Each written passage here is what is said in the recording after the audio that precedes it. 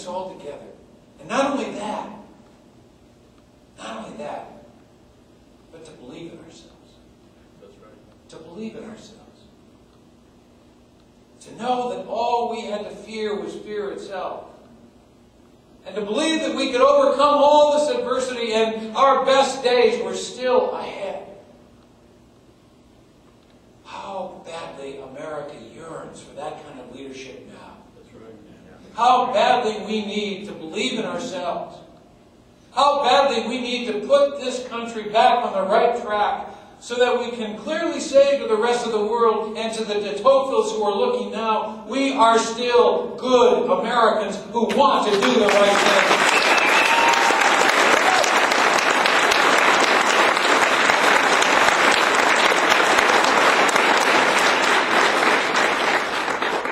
I worry about the direction this country is taking, and I know you do too, or you probably wouldn't be here tonight.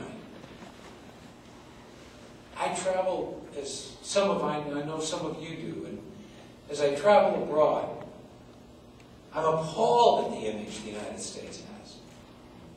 I worry about the message we send to the rest of the world. I worry about the fact that the Americans are now viewed totally differently than we were in those glorious days after World War II, when we were perceived to be the saviors of this great globe. And you know why I worry the most? Because the very fundamentals, the respect for the rule of law, the constitutional principles upon which this country was founded have been violated and violated and violated again. This country ought never to support torture. I don't care what the circumstances.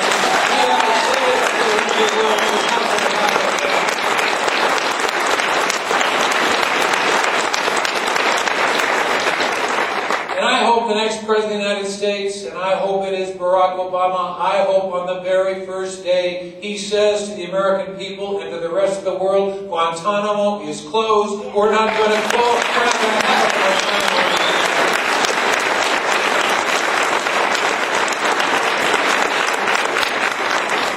We're not going to motivate people out of fear.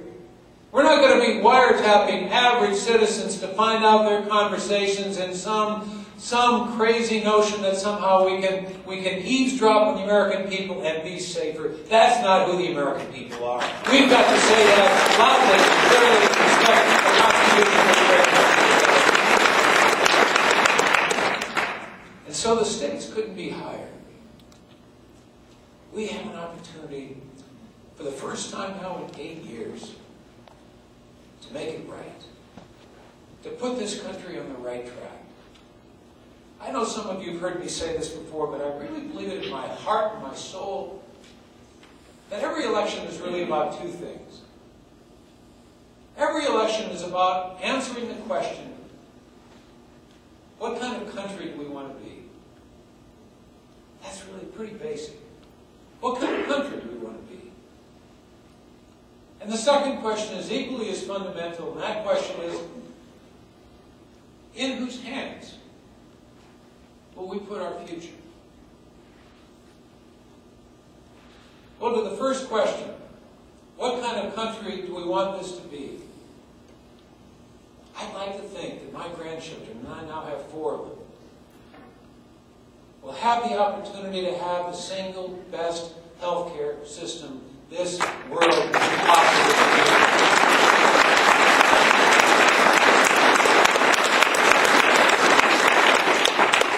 We ought to be embarrassed the fact that we spend more than any other country in the world. Now, $7,500 for every man, woman, and child. And we don't have the access that most other countries have, whether they're industrialized or not. 60% of the people in this country don't have dental insurance today.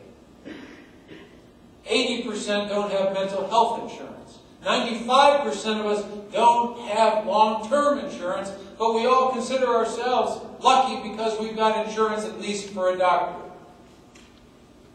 We came in 35th in overall quality last year, 31st in life expectancy, and 29th in infant mortality, and we pay 40% more than any other country. That is an embarrassment, and it's got to change in this country beginning in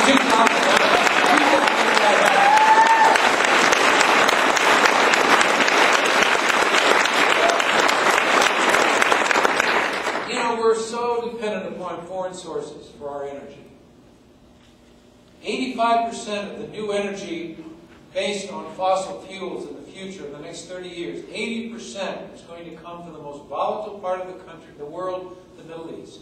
80%.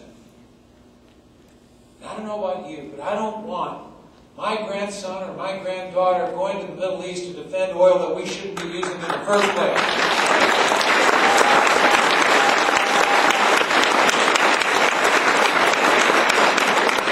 We've got to understand that the war on terror is not going to be won or lost in Iraq.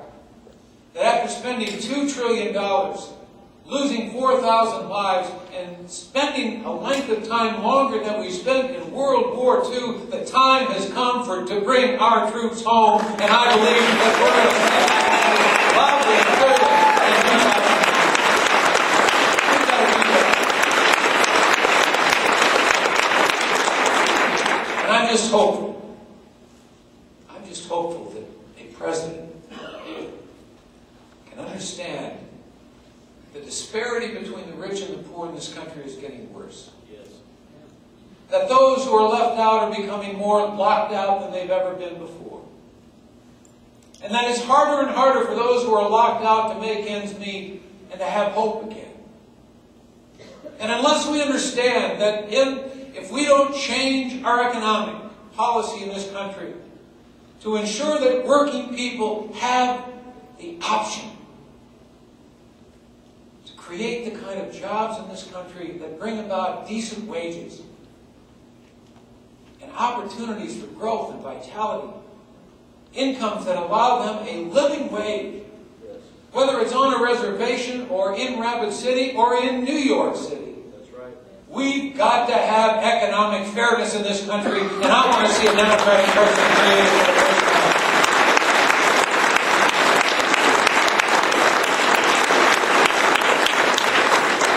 That's the kind of country that I would like us to see. That's the kind of country that I think is within our grasp if we answer the question right. What kind of country do we want this to be? So the second question. In whose hands will we put our future? I have had the good fortune to work with some of the finest people any senator could ever hope to have.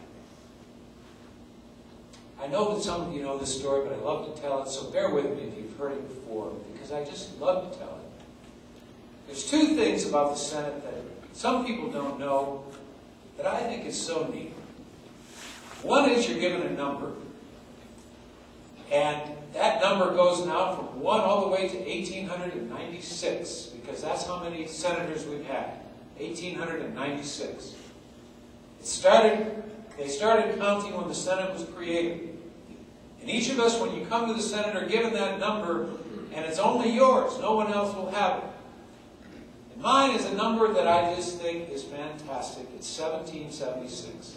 I just think that's the greatest thing. I used to think maybe I should just write it on my lapel or something and let everybody ask about what this number is. If I ever write a political biography or autobiography, I think I'm going to call it 1776. The other thing that I really like is that you get to do something in the Senate that you can't do at school, and that is you can pull open the drawer and carve your name in the drawer. So you pull open the drawer, and there you see all the names of all the senators who have been sitting at that desk through history, and it is awesome. And I'll tell you what happened to me. When I first became leader, I was given the second desk. And I waited until all the senators had gone, all the pages had gone, all the staff had gone, the janitors were waiting to turn out the lights. But I